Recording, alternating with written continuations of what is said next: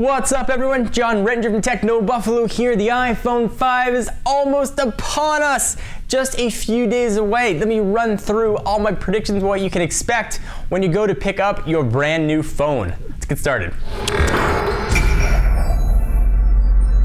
So the iPhone 5 has got to go down in history as being one of the most leaked phones ever. When the iPhone 4 first came out, we had the actual phone, but now we've got not only every single piece of the phone, we've had pretty much the whole phone itself. And we have the operating system, we've had iOS 6 in beta for quite a while. So I'm not sure Apple's gonna have that many surprises up their sleeves, but hopefully they got one or two things that they can still surprise us with. And for those of you out there saying, it shouldn't be called the iPhone 5, it's the 6th iPhone, it should be iPhone 6. Stop it. Apple can call it anything they want. They can call it iPhone Banana if they choose to. When iPhone 3G, 3GS, 4, 4S, now they're going 5. It makes it easier to remember phones. I'm glad they didn't go new iPhone. It's going to confuse a ton of people. There's going to be a lot of stuff crammed into that new 4-inch screen, which we are going to have now. Gone are the antiquated days of 3.5 inches, and yay! 16:9 aspect ratio, so no more 4:3. We're also going to have a new material on the phone. So we've gone from plastic and aluminum. We're going to have a liquid metal in the back, and it's not like crazy Terminator 2 style.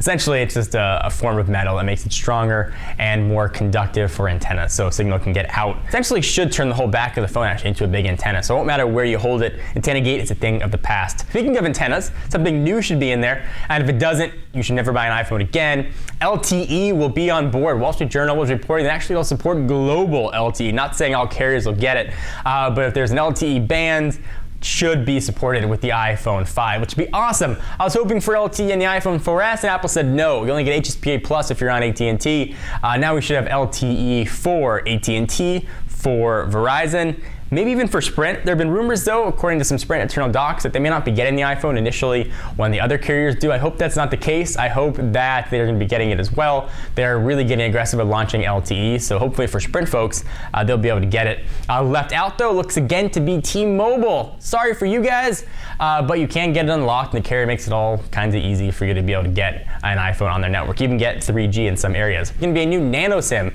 As if micro SIM wasn't small enough, now we're going nano style. Tiny, tiny, tiny little SIM. Hopefully you'll be able to cut a regular SIM on down so you can use adapters and stuff to switch phones if you do as often as I do. I'll have an improved camera. Probably still in the same 8 megapixel image, but we'll have better optics in there, better low light visibility. Front-facing camera is gonna now be in the middle, right above the earpiece, so when you talk to somebody, it should be looking directly at it, so you're not sort of gazing off into the distance. From a connector standpoint, gone is 30 pin. We now have got a new, it seems to be 8 or 9 pin, which should work, plug it in either way. It's gonna piss a lot of people off. You've got accessories for the old 30 pins, but things gotta evolve. Apple's not doing it. I'm sure part of the reason they're doing it. Make a lot of money, they license that stuff out.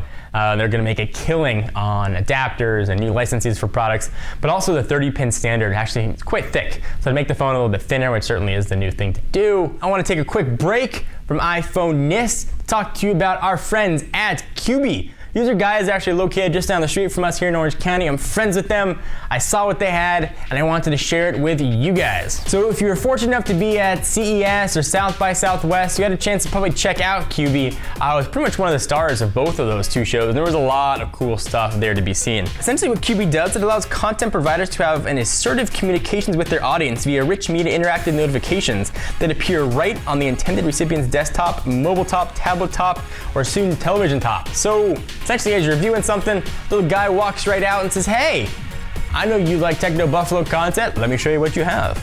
And it all sort of pops up magically for you. So you don't have to worry about going to search for content. You can change notifications so it shows up or not shows up depending on how you want. It's a really cool way to view new stuff. So imagine working an Excel spreadsheet and I, based on your own preference, appear in the middle of the page to remind you to watch Techno Buffalo, or your favorite band appears to say, hey, check out our new song on iTunes. So QB's got all the important stuff in there as well. You got Facebook, Twitter, YouTube, all that good stuff that you need. All that content can be shown directly on your little cube. So give QB a shot. It's free, it's really fun. I've actually been using it for a while in beta. I've actually gotten a lot of used to sort of just flipping that little cube around.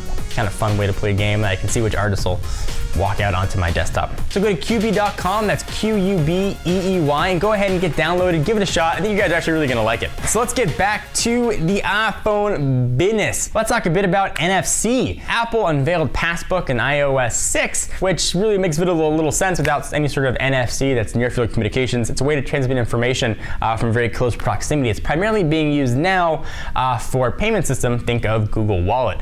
Apple has been rumored for a while to introduce their own mobile payment system. Apple may actually be paying to put terminals in retailers' hands. They're the only sort of manufacturer that's got the cash reserve to actually pay for people to have these terminals to make paying with your iPhone much easier. Hopefully iOS 6 is going to bring something new as well. I'm not a big fan of Apple's mapping system. I do like having turn-by-turn navigation. I really liked having Google Maps in there. From a software standpoint, not really that much else has changed. You got Facebook integration in there now, obviously you had Twitter before. I am hoping that maybe they got a few tricks up their sleeve to bring something new and hot to the party, but until then, I will remain skeptical. Are you guys excited about the iPhone 5? What features are you most looking forward to? Did I miss something that you really wanted to have? I'd love to hear your thoughts and opinions. It's almost time. Get your debates in before we know the whole truth. I'm John Rettinger from Techno Buffalo. See you in the next video.